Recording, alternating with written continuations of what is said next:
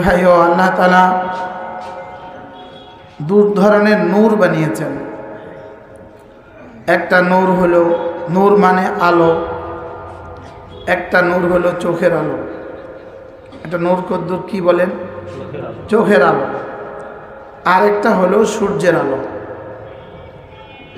চোখের আলো ছাড়া সূর্যের আলো অচল, আর সূর্যের আলো ছাড়া চোখের আলো অচল। অমাবস্যার রাত চোখের আলো তো ঠিকই আছে, লেকিন সূর্যের আলো নাই, এই জন্য হাত দেখা যায় না। আবার অন্ধ মেঘমুক্ত চৈত্রের দুপুরবেলা, লেকিন সেও তার হাত দেখে না।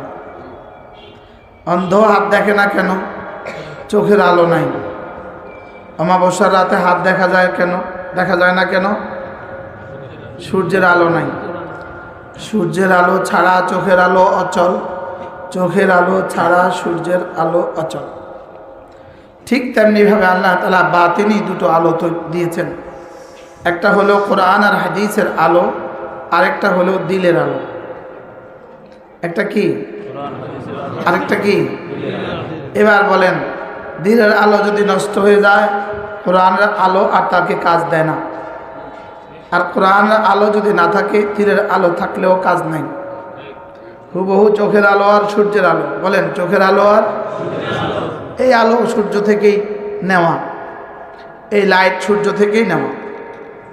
দুনিয়ার সমস্ত আলোর উৎস কি? সূর্য।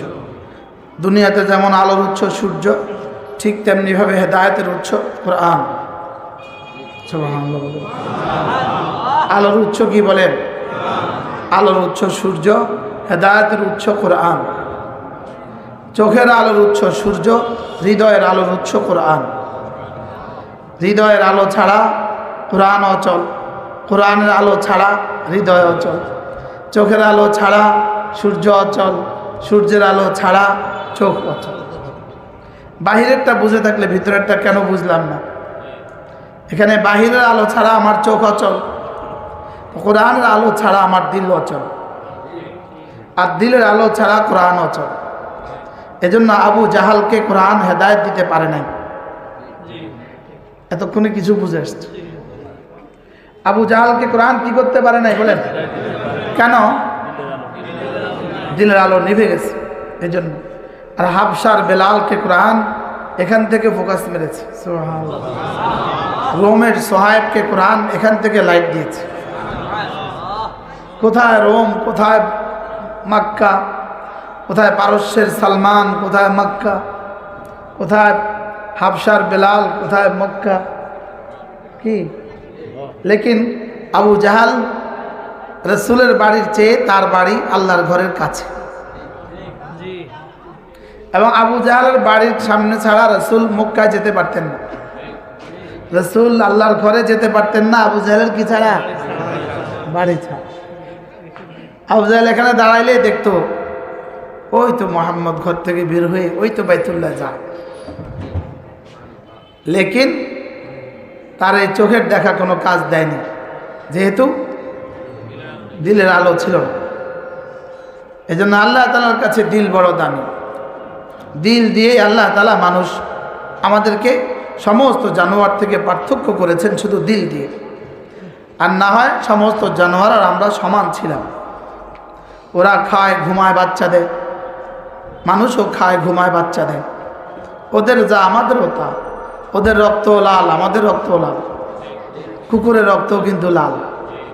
বলে কুকুর খায় কি, লেকিন রক্ত তো লাল। আমরা কি খাই, লেকিন রক্ত তো লাল।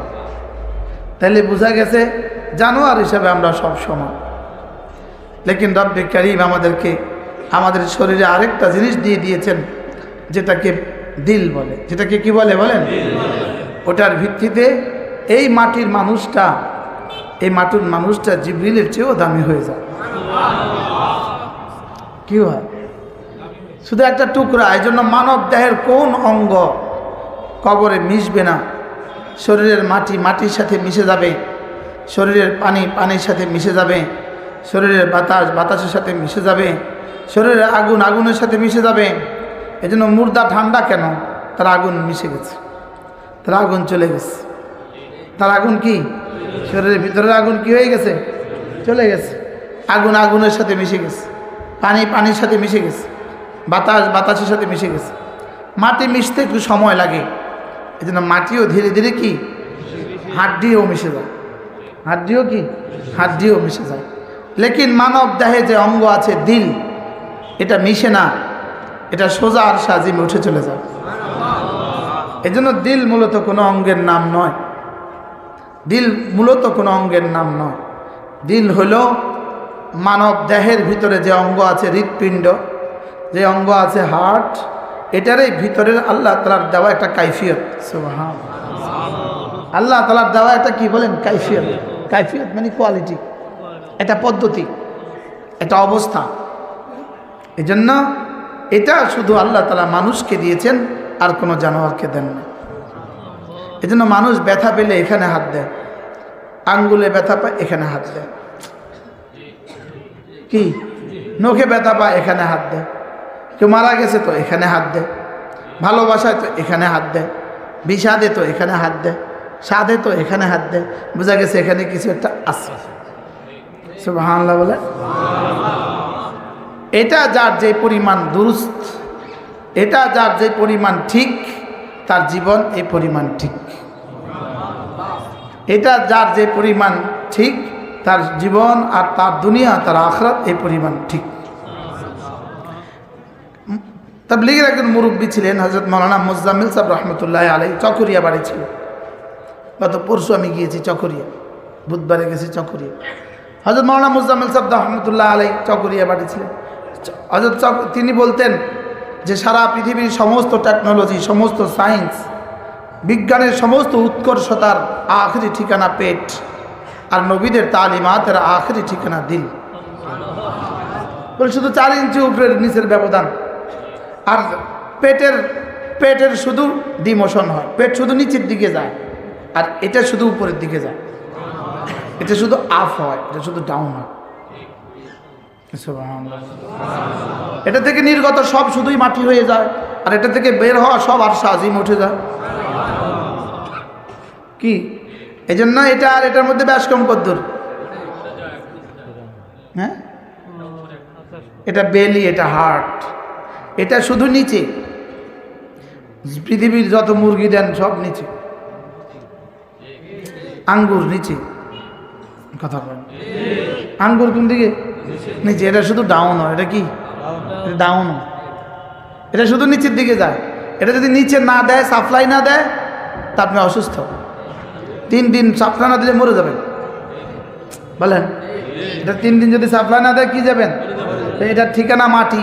তাহলে বোঝা গেছে বিজ্ঞানের ঠিকানা মাটি। আপনারা ঠিক না করলেও ঠিক। বলেন বিজ্ঞানের ঠিকানা কি বলেন? এই জন্য 200 বছর আগের কোনো বিমান হয়তো বা এখন পৃথিবীতে নাই। 500 বছর আগের ট্রেন এখন পৃথিবীতে নাই। 500 বছর আগের বাড়ি পৃথিবীতে এখন নাই। 500 বছর আগের উঠানো স্বর্ণ পৃথিবীতে এখন নাই। সব কোথায়? মাটি। সব কোথায়? আপনার 10 বছর আগের একটা শার্ট আছে এখন ঘরে, ওটা এখন কোথায় গেছে? হ্যাঁ, 20 বছর আগের ইটালি থেকে আনা জুতাটা এখন কোথায়?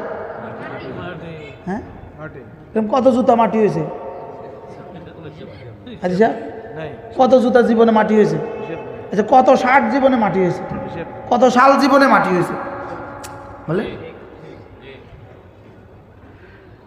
পৃথিবীর সব কিছুর আখেরি পরিণাম ফল মাটি, আর শুধু ঈমান ও আমলের আখেরি পরিণাম ফল জান্নাত। শুধু এখানে যেটা দিবেন ওটা জান্নাত, আর এখানে যেটা দিবেন এটা মাটি। কি বলছি বলেন? মিনহা খালাকনাকুম ওয়া ফিহা নুঈদুকুম ওয়া মিনহা নুখরিজুকুম তারাতান উখরা। মাটি থেকে ফিরে এসে, মাটি থেকে এসে আবার ফিরে যাবে মাটিতে, আবার মাটি থেকে ফিরে এসে ফিরে যাবে জান্নাতে। লেকিন আর কোনো জানোয়ার ফিরবেই না, ফিরলেও আবার ফিরে যাবে মাটিতে। আমরা ফিরে যাব জান্নাতে। আমরা ফিরে যাব কোথায় বলেন? যেটা দিয়ে ফিরবেন জান্নাতে ওটা হলো দিল। এখন পেটের পেছনে মেহনত বেশি না দিলের পেছনে মেহনত বেশি? পেটের বয়স কত? পেটের বয়স যার বয়স যত তত। আর দিলের বয়স কত? রব্বে করিমের বয়স যত তত। সুবহানাল্লাহ। দিলের বয়স কত? কেমন কি বলে দিলের বয়স দুনিয়াতে?